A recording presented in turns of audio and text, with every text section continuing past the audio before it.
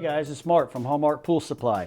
I'm here today to talk to you guys about finding the right motor for your swimming pool pump. There's a lot of different pumps, there's a lot of different motors on the market. In this video, we're going to primarily be talking about Hayward, and we're going to be talking about Pentair because they're the two biggest.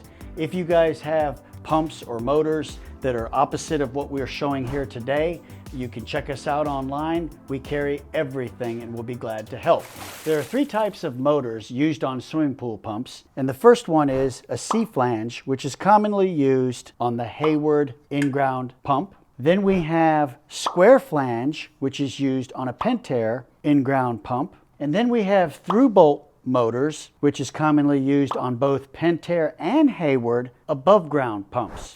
So if you guys have an in-ground pool with a Hayward pump, then you will more than likely be using the C-Flange motor. Hayward does make square flange motors, but those are heavy-duty motors, commercial motors that are typically going to be 2 to 3 horsepower on up. And for this video, we're going to be talking about residential, which is 2 horsepower on down. You'll be using a C-Flange motor, and all the motors, even though they look the same, will have different horsepowers. They can range from a half horse all the way to 2 horse. On your description on your pump, you can look and see what your horsepower is. Then you'll know which motor to buy. We will have a chart that will show this, along with the chart showing the impeller, because it's very important that the impeller is also sized with the motor. So if you're not changing the impeller and you're just changing the motor, it is advisable to change the seals as well, because if you change the motor and you don't change the seals, you'll probably have a leak. So you're going through this expense, go ahead and change the seals. When changing the seals on the Hayward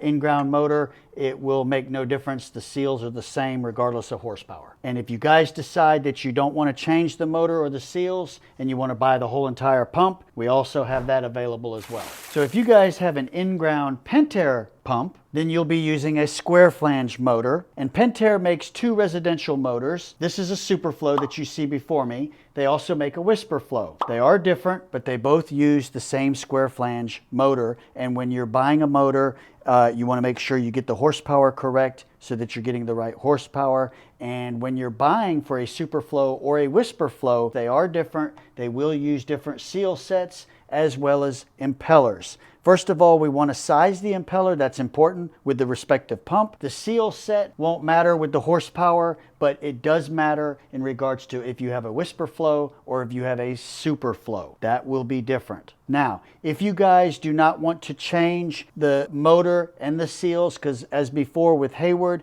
when you change a motor, you also want to change the seals. You don't want to have any leaks. But if you don't want to change that, you can buy the whole entire pump, be it a SuperFlo or WhisperFlo, we have it. So if you guys have an above ground swimming pool, you will be using a Thru Bolt motor, which will actually fit the Pentair Dynamo. It will also fit the Hayward PowerFlo Matrix. When changing seals, which is very important when you change the motor because you don't want to have leaks, the seal sets are different. And of course the impellers are different, but the motor will still be the same. So when you replace that motor and you are replacing the impeller, you need to make sure that you are replacing it to the correct horsepower for either pump. And if you don't want to change the motor or the seals, you can replace the whole entire pump. And this is a Dynamo pump by Pentair, or you can replace the PowerFlo Matrix by Hayward. We have both.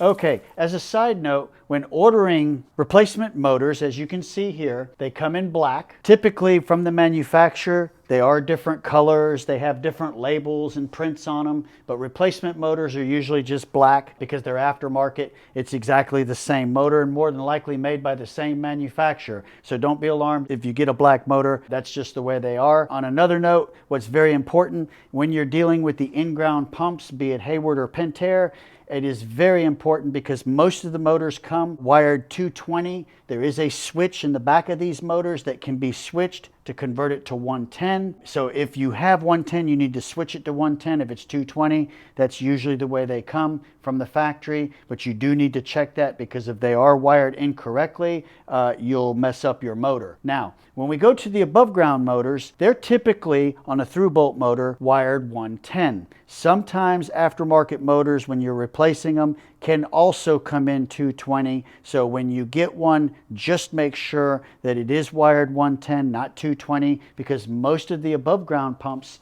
are going to be 110 because they're plugged in. And when we go to the in-ground pumps, they're going to be hardwired, so they're completely different. And in addition to these pumps that we have here, which are basically single speed pumps, we also carry variable speed pumps by Hayward and Pentair, and we carry all their respective parts as well. And I will be making videos on variable speed pumps at a later date.